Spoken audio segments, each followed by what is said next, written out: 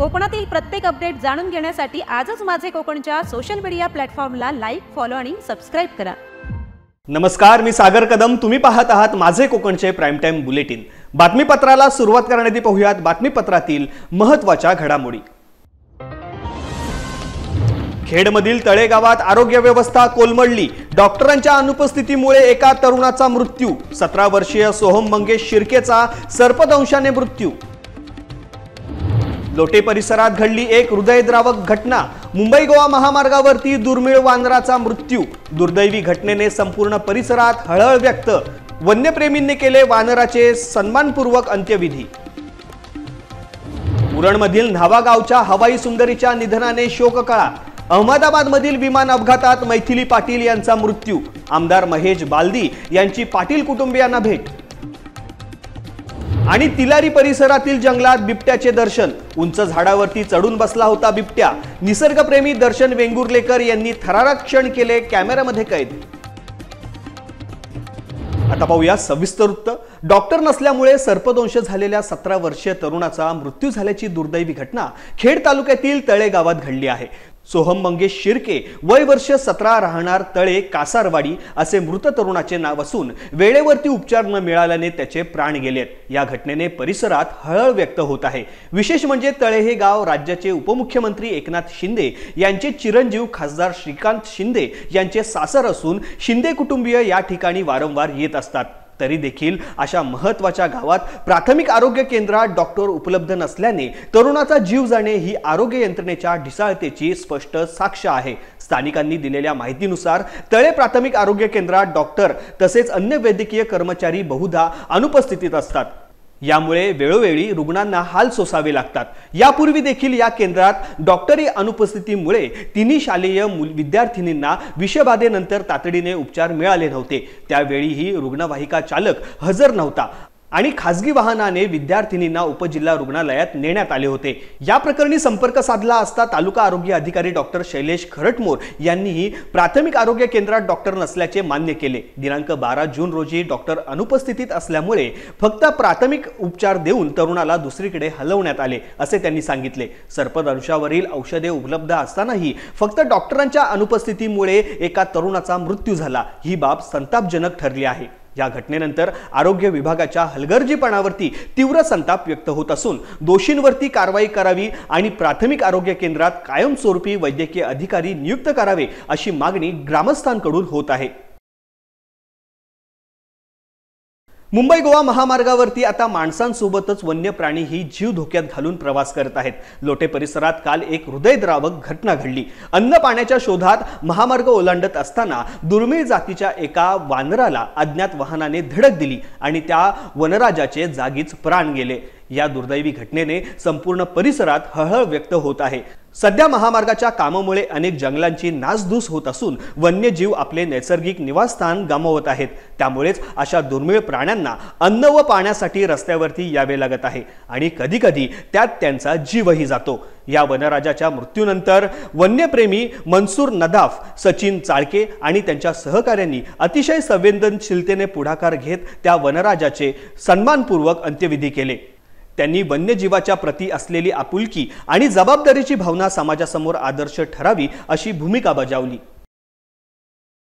अहमदाबाद येथे घडलेल्या दुर्दैवी विमान अपघातात न्हावा गावची हवाई सुंदरी मैथिली पाटील यांचा मृत्यू झाला असून संपूर्ण उरण पनवेल परिसरावरती शोककळा पसरली आहे। या पार्श्वभूमीवरती उरण मतदारसंघाचे आमदार महेश बालदी यांनी मैथिलीच्या न्हावा गावातील राहत्या घरी जाऊन तिचे वडील मोरेश्वर पाटील आणि कुटुंबियांची भेट घेतली। त्यांनी कुटुंबियांना सांत्वन दिले आणि या दुःखद प्रसंगी त्यांच्यासोबत असल्याचे आश्वासन दिले। मैथिलीचे वडील मोरेश्वर पाटील हे न्हावा गावातील भाजपचे बूथ अध्यक्ष आहेत। 4 दिवसांपूर्वी आजारी असल्यामुळे मैथिली काही काळासाठी घरी आली होती, परंतु लंडनला उड्डाणासाठी ती नुकतीच परत निघाली होती। अपघात होण्याच्या अवघ्या अर्धा तास आधी तिने लंडन प्रवासाबाबत आपल्या आई वडिलांशी संवाद साधला होता। या भीषण अपघातानंतर मैथिलीची ओळख पटवण्यासाठी तिचे आई वडील अहमदाबादला रवाना झालेत। न्हावा गावासह संपूर्ण उरण व पनवेल परिसरात हवाई सुंदरी मैथिलीच्या निधनामुळे हळहळ व्यक्त होत आहे। तिच्या निधनाने गावातील एक उद्योन्मुख तारा अकाली हरपल्याची भावना सर्वत्र व्यक्त होत आहे। आता आमचे ज्येष्ठ सहकारी हरेश्वर यांची कन्या मैथिली हा मोरेश्वर याची कन्या मैथिली ही मोरेश्वर हा आमचा या इथला बूथ अध्यक्ष होता आणि त्याची आत्ताच एक दीड महिन्यापूर्वी फार आनंदाने ऑफिसला येऊन सांगून गेलेला की साहेब ही क्रू मेंबर झाली आहे, याच्याहून पुढे चालली आहे, परीक्षा देते. एक आनंदाचं वातावरण घरात असताना असा अपघात होतो आणि ती आम्हाला सगळ्यांना सोडून जाते. हे बघताय तुम्ही की पूर्ण गावातनं या परिसरात दुःख झालंय आणि हे दुःख आहे, त्यांचं दुःख आमचं सगळ्यांचंच दुःख. त्यामुळे प्रत्येकाचे डोळे पाणावलेलेच आहेत. त्याच्यामुळे एक पूर्ण कुटुंब भरारी घेत होतं आणि तेव्हाच असा अपघात घडतो तेव्हा पूर्ण कुटुंबच कोलॅप्स होतं आणि आम्ही सर्व परिवारातलेच आहोत तिच्या. असंच आहे. खरं तर इतकी हालापेक्षा सहन करताना इतक्या गरिबीमध्ये अशा प्रकारचं काही नक्की त्याचे मोरेश्वरनी फार कष्टाने मुलांना शिकवलंय आणि ती परवाच 4 दिवस अगोदर आजारी होती आणि काल परवा ती इथून गेली आणि ती दिल्लीला जाणार, अहमदाबादला जाणार, तिथून पुढे मिळणार कुठलं फ्लाईटनी जाणार हे सर्व काल तिने 1:10 शेवटी तिच्या आईशी संपर्क झाला आणि 1:40 हा पूर्ण अपघात झाला. त्याच्यामुळे हे परिवारावर आलेलं कोणावर न यावं असं संकट देशावर आलंय. एवढी लोक एकदाच गेली आहेत आणि त्याच्यात ही आमची मुलगी गेली आहे याचं दुःख आम्हाला सगळ्यांना. शिवसेना उपनेते तथा माजी आमदार सुरेंद्रनाथ उर्फ बाळासाहेब माने यांनी अहमदाबाद येथून लंडनला जात असलेले एअर इंडियाचे बोईंग 171 ड्रीम लाईन प्रवासी विमान कोसळून अपघातात मृत्युमुखी पडलेला सर्व प्रवासी, कर्मचारी व गुजरातचे माजी मुख्यमंत्री विजय रुपानी यांना शिवसेना उद्धव बाळासाहेब ठाकरे पक्षाच्या वतीने भावपूर्ण श्रद्धांजली वाहिली आहे.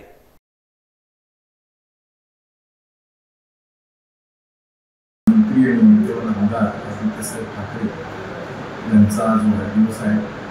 परंतु दुर्दैवानं आपलं संपूर्ण देश आणि संपूर्ण जग एका विमान अपघातामध्ये आज आपण सगळेजण दुःखामध्ये आहोत. त्यामुळे आदरणीय आदित्य साहेबांनी सांगितलेलं आहे की त्यांचा वाढदिवस आज साजरा करायचा नाही. या ठिकाणी रक्तदान शिबिराचं आयोजन केलं. नंतर दुसरे कोणतेही कार्यक्रम शिवसेना उद्धव बाळासाहेब ठाकरेंच्या पक्षाच्या माध्यमातून आम्ही करणार नाही आहोत. दुर्दैवी अशा प्रकारचा कालचा बोईंगचा अहमदाबाद लंडन विमानाचा अपघात झाला. सगळा देश, सगळे जग त्याच्यामध्ये हळहळ. आज त्यामुळं गुजरातचे माजी मुख्यमंत्री यांचंही दुःखद निधन झालं. जवळजवळ 242 प्रवासी, क्रू मेंबर आणि त्याचबरोबर त्या ठिकाणी अपघात झाला त्या ठिकाणच्या वैद्यकीय महाविद्यालयाच्या हॉस्टेलमधील काही विद्यार्थी, काही डॉक्टर यांचा पण दुर्दैवी त्या ठिकाणी दुःखद निधन झालं. मी शिवसेना उद्धव बाळासाहेब ठाकरे पक्षाच्या रत्नागिरीच्या वतीनं या सगळ्या मृतात्म्यांना श्रद्धांजली अर्पण करतो.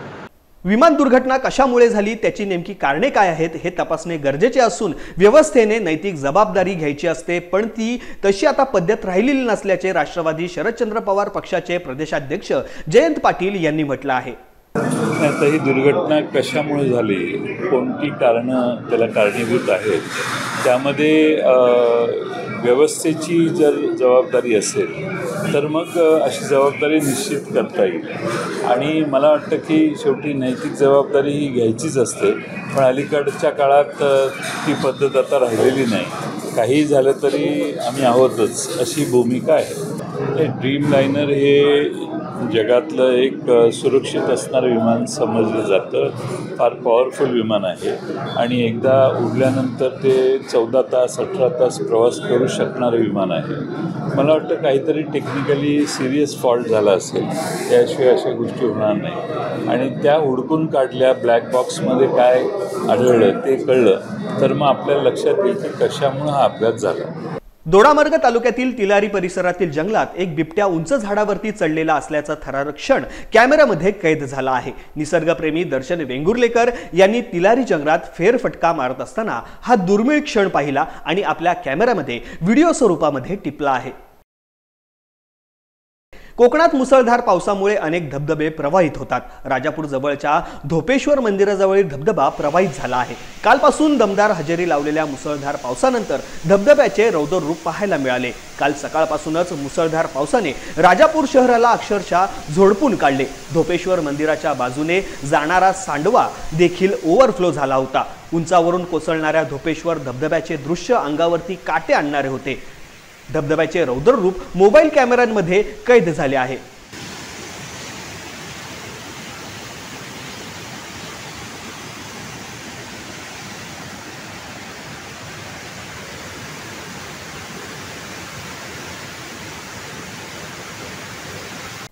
रोहा शासकीय विश्रामगृहामध्ये रोहा शहर राष्ट्रवादी काँग्रेस पक्षाच्या वतीने पत्रकार परिषदेचे आयोजन केले होते. राष्ट्रवादी काँग्रेस पक्षाचे माजी नगराध्यक्ष संतोष पोटफोडे आणि माजी नगराध्यक्ष समीर शेडगे यांनी शिवसेना तालुका प्रमुख मनोज कुमार शिंदे यांचा खरपूस समाचार घेतलाय. तालुका कार्याध्यक्ष समीर शेडगे यांनी देखील आक्रमक होत आपल्या भावनांना वाट मोकळी करून देत तालुका प्रमुखांवरती हल्लाबोल केलाय. तर माजी उपनगराध्यक्ष महेश कोलटकर यांनी देखील शिवसेनेवरती जोरदार प्रहार केले आहेत. पाहूयात. काय ते आम्हाला माहित नाही. तो रुमाल आपण सकाळपासून रात्रीपर्यंत पावेला असं रुमाल तो कशासाठी वापरतो हे सगळ्यांना माहिती आहे. त्याच्यामुळे याचा काय मोठा काका वगैरेचा विषय नव्हता. आणि ह्याच्यामध्ये इतर काय आपण कोणा बोलत नाही. पण जे वक्तव्य आमदार महेंद्र थोरवे यांनी केले ते खरोखर चुकीचं आहे. ते दरवेळी असं वाटतं की बुलंद तोफ आहे. पण बुलंद तोफ कशी असते ती योग्य बोलते. बुलंद तोफ नुसती बोलल्याने होत नाही. ते दरवेळी वेगळ्या कारणाने टीका करत असतात आणि त्या टीकेचा सगळा ह्या महायुती आता जी महायुती आपली ते सगळ्या पक्षांमध्ये फिरतं आणि मग एकामेकाचं आपण बोलतो की आता हे दोष पक्ष फुटणार नाही असं काय नाही. आता समीरजी बोलले की सगळे वरती एकत्र आहेत आणि त्यांनी तटकरे साहेबांवरती अत्यंत चांगल्या भाषेमध्ये स्तुती केली. अनिकेत भाईंचं जवळजवळ त्यांनी 4 ते 5 वेळा नाव घेतलं या सगळ्या ह्याच्यावरती. तिथं सगळे एक आहेत आणि इकडे मनोज कुमार शिंदे आमच्या साहेबांवरती टीका करतायत. खरं कुणाची त्यांची पात्रता नाही आहे साहेबांवरती बोलण्याची का ह्याच्यावरती. राजकारणाच्या ह्याच्यावरती तुम्हाला साहेबांवरती बोलण्याचा कुठलाही अधिकार नाही आहे ह्याच्यावरती. आमच्यासारख्या लोकांना बगलबच्चे बोलतात. अरे आमच्यासारख्या लोकांना बगलबच्चे आहोत पण आम्ही एक सच्चे आहोत त्यांच्या ह्याच्यामध्ये. बगलबच्चे म्हणजे आम्ही काय केलं. मी ज्या पक्षात होतो तिथे गेले 8 वर्ष मी त्या पक्षामध्ये एकनिष्ठ होतो. मी कुठं गद्दारी केली नाही. मी माझ्या असा एकच तालुका प्रमुख होतो का सगळे तिकडे निघून गेले. पण समीर शेडगे एकच असा राहिला जो आदरणीय उद्धव साहेब यांच्या पक्षामध्ये राहिला आणि तिथं मी तालुका प्रमुख राहिलो. पण मी गद्दारी तिथं केली आणि ते जाऊन गद्दारी करून तिथं तालुका प्रमुख झाले. माझ्या मार्गदर्शनाखाली त्यांनी काम केलं ह्याच्या एवढ्या वर्ष. मी वयाने त्यांच्यापेक्षा मोठा असेल ह्याच्यामध्ये असेल पण आम्हाला बगलबच्चे बोलण्याची कुठली हे नाही आणि साहेबांवरती टीका करण्याची तर कुठलीच पात्रता नाही आहे ह्याच्यामध्ये. रायगड जिल्ह्यात भारतीय जनता पार्टीने संघटनात्मक दृष्ट्या आपली पकड मजबूत करायला सुरुवात केली आहे. पाली सुधागड तालुक्यातही भाजपने पक्षवाढीच्या दृष्टीने मुसंडी मारली असून दैनंदिन होणाऱ्या पक्ष प्रवेशाने भाजपला मोठी ताकद व उभारी मिळते आहे. तालुक्यातील सामाजिक, राजकीय व आर्थिकदृष्ट्या अत्यंत महत्त्वपूर्ण असणाऱ्या रासळ ग्रुप ग्रामपंचायतीचे सरपंच, सदस्य व शेकडो कार्यकर्त्यांनी भारतीय जनता पार्टीमध्ये प्रवेश केला आहे. सुधागडात भाजपची जोरदार मुसंडी पाहायला मिळत असून पाचापूर ग्रामपंचायत पाठोपाठ रासळ ग्रामपंचायतही भाजपमध्ये विलीन झाल्याने आगामी स्थानिक स्वराज्य संस्था निवडणुकीत भाजपला मोठा फायदा होणार असल्याचे चित्र स्पष्ट झाले आहे. आत्ताच जो प्रवेशाचा कार्यक्रम संपन्न झाला त्या प्रवेशामध्ये मी रासळ सरपंच आणि माझ्यासोबत माझे सदस्य अशा आम्ही या भाजप सरकारमध्ये प्रवेश केलेला आहे, भाजप पक्षामध्ये प्रवेश केलेला आहे. तरी मला असं वाटतं की या ज्या पक्षामधून आम्हाला ज्या पद्धतीने आमच्या सामान्य ते सामान्य जनतेचा विकास कसा घडताना येईल या अशा पद्धतीचा असा विश्वास त्यांनी आम्हाला दिलेला आहे. तसेच आपल्या केंद्र शासनामध्ये पण हा पक्ष सत्तेमध्ये आहे, तसेच राज्य सरकारमध्ये पण हाच पक्ष सत्तेमध्ये आहे. तर अशा सत्तेत असलेल्या पक्षाबरोबर आम्हाला काम करण्यात अत्यंत उत्साहपूर्ण वातावरण निर्माण होईल आणि ज्या आमच्या अपेक्षा आहेत त्यांच्याकडून त्या अपेक्षा ते नक्कीच पूर्ण करतील. या तालुक्यात सुंदर अशी काम चाललेलं आहे. श्रीकांत ठोंबरे यांच्या नेतृत्वाखाली इथं ह्या ठिकाणी काम चांगलं चाललेलं आहे. ह्या ठिकाणी बहुसंख्य ग्रामपंचायतीने बहुसंख्य लोक हे भाजपच्या पाठीमागे लागलेले आहेत. भाजपबरोबर काम चाललेलं आहे. ते काम चांगलं आहे. त्या दृष्टीनं इथं ह्या ठिकाणी इन्कमिंग जोरात सुरू आहे. या ठिकाणी ह्या तालुक्यातल्या दोन्ही जिल्हा परिषद 4 पंचायत समिती ह्या 100% भाजप जिंकणारच आणि त्यात कुठलाही किंतु नाही. एवढं सुंदर कार्यालय हे झालं आहे. जिल्ह्यात नावाजलेलं इथे कार्यक्रम होतील आणि ह्या ठिकाणी हा उपेक्षित राहिलेला तालुका हा पूर्णपणे कामाला लागलेला आहे. पूर्णपणे तालुक्यातले कार्यकर्ते ह्या ऑफिसमध्ये येतील. इथं ह्या ठिकाणी ह्या ऑफिसचा पूर्णपणे लोकांच्या कामासाठी उपयोग करून घेतील. सुधागड तालुक्यामध्ये ज्यांच्या माध्यमातून नेतृत्व होत आहे ते माननीय प्रकाश भाऊ असतील, गीताताई असतील, राजेश दादा असतील, आलापबाई असतील, ही सारीच मंडळी अतिशय ताकदीने या ठिकाणी काम करत आहेत. त्यांच्या नेतृत्वावरती माननीय रविशेठ पाटील साहेब असतील, आमदार साहेब आहेत, यांच्या नेतृत्वावरती विश्वास ठेवून या ठिकाणी भारतीय जनता पक्षामध्ये जोरदार इन्कमिंग सुरू आहे. सर्वांना विश्वास आहे की भारतीय जनता पक्ष सर्वसामान्य गोरगरीब यांची कामं अतिशय मन लावून आणि अतिशय निस्वार्थीपणाने या ठिकाणी करत आहे. त्यामुळे सर्वच जण या ठिकाणी भारतीय जनता पक्षाचा हात धरण्यासाठी इच्छुक आहेत. आज या ठिकाणी रासळसारख्या मोठ्या ग्रामपंचायतीचा पक्षप्रवेश झाला. थोड्याच दिवसामध्ये जांभूळपाड्यासारखा विषय असेल किंवा इतर तालुक्यातील जवळजवळ 4 ते 5 ग्रामपंचायती अशा असतील का त्या आमच्या संपर्कात आहेत. आमच्यासारखी तरुण मंडळी या ठिकाणी काम करत असताना 24 तास पक्षासाठी आणि 24 तास सर्वसामान्य ग्रामस्थांसाठी, जनतेसाठी या ठिकाणी आम्ही सर्वजण उपलब्ध आहोत. याच्याकडे देखील पाहून, आमच्याकडे देखील विश्वास ठेवून, आमच्यावरती विश्वास ठेवून या ठिकाणी जोरदार इन्कमिंग सुरू आहे.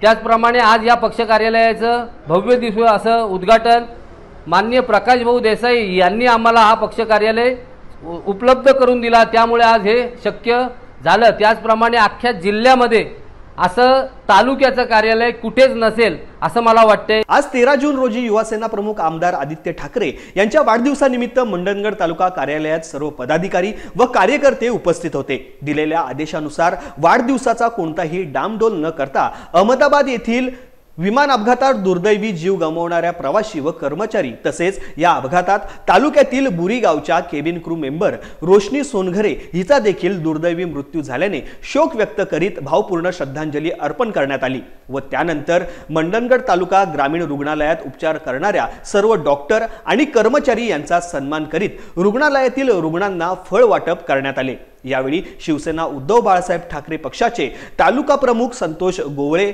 संघटक जितेंद्र दवंडे, उपतालुका प्रमुख रघुनाथ पेस्टुरे यांच्यासह सर्व पदाधिकारी व कार्यकर्ते मोठ्या संख्येने उपस्थित होते. मंडणगड तालुका उद्धव बाळासाहेब ठाकरे शिवसेना या निमित्ताने शिवसेनेच्या वतीने आम्ही काल ज्या अहमदाबाद येथे गुजरातला ज्या विमानाचं ॲक्सिडेंट झालं त्याच्यामध्ये मृत्युमुखी पावलेल्या आपल्या भगिनींना, बांधवांना प्रथम श्रद्धांजली देऊन आपण हे हॉस्पिटलला येऊन डॉक्टरांचा सत्कार केला आणि पेशंटना आपण सर्वांनी फळवाटप केला. या निमित्ताने इथे सर्व उपस्थित आमच्या उद्धव बाळासाहेब ठाकरे शिवसेनेच्या वतीने आलेले कार्यकर्ते मी सर्वांचं स्वागत करतो. आभारी आहे. डॉक्टरांचे आभार मानले आणि अशाच प्रकारे आदित्य साहेबांनी जे सांगितलं होतं की आम्ही आज आपला कुठल्या डामडोलप्रमाणे सत्कार करू नका किंवा वाढदिवस साजरा करू नका, तरी आम्ही हे 2 कार्यक्रम केले. हॉस्पिटलला येऊन फळवाटप केला आणि श्रद्धांजली वाहिली.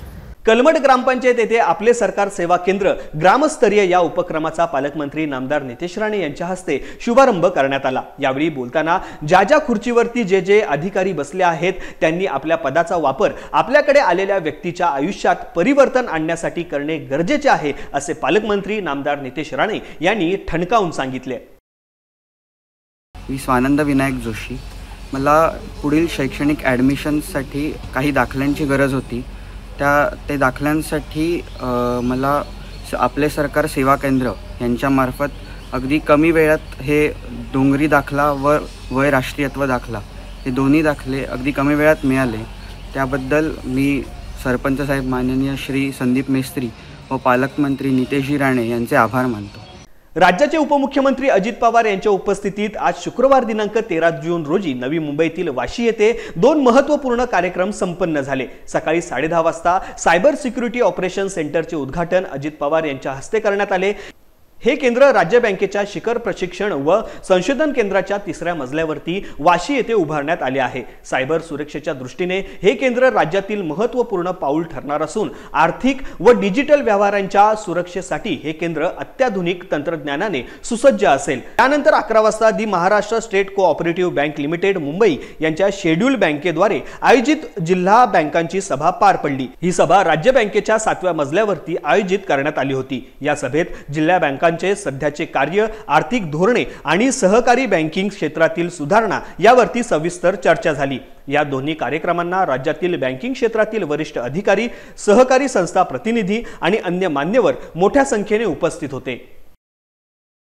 राज्य बँकेने ही व्यवस्था राज्यातल्या जिल्हा बँकांना आणि गरज शक्य असेल तर नागरी बँकांना पुरवण्यासाठी ही एक सेंट्रलाइज व्यवस्था निर्माण केलेली आहे. सायबर अटॅक सर्व बँकांना होतात, बँकांवर होतात. त्यापासून थोडीशी सिक्युरिटी निर्माण करण्यासाठी हा प्रयत्न राज्य बँकेने श्रीयुत अनास्कर आणि त्यांच्या सर्व सहकार्यांनी केलेला आहे. त्याचं आज उद्घाटन झालं. महाराष्ट्रातले जास्तीत जास्त जिल्हा बँका आता विशेषतः सिंधुदुर्ग बँकेला, चंद्रपूर बँकेला कसा सायबर अटॅक या सर्व बँकांवर होतो याचं आम्ही उदाहरण पाहिलं. त्यामुळे सर्व बँकांनी यात भाग घेतला पाहिजे आणि मला वाटतं महाराष्ट्रातल्या जिल्हा मध्यवर्ती बँका सगळ्या भाग घेतील. जगातून काही देश असे आहेत की जिथं बसून ते सायबर अटॅक करणारे काही लोक आहेत. AI जनरेटेड अटॅक्स पण होतात. काही अटॅक्स हे देशांतर्गत सबसिड्या कोणत्या दिल्या जातात, कशा दिल्या जातात याची माहिती काढण्यासाठी असतात. काही अटॅक तुमच्या बँकेत शिरून तिथून पैसे काढण्यासाठी होतात. त्या सर्व अटॅकचा सामना करण्यासाठी ही व्यवस्था आता केली जाते. यासह बातमीपत्रामध्ये वेळ झाले इथेच थांबण्याची. कोकणात घडणाऱ्या घडामोडींची इत्थंभूत माहिती मिळवण्यासाठी आणि अपडेट जाणून घेण्यासाठी तुम्ही पाहत राहा फक्त माझे कोकण.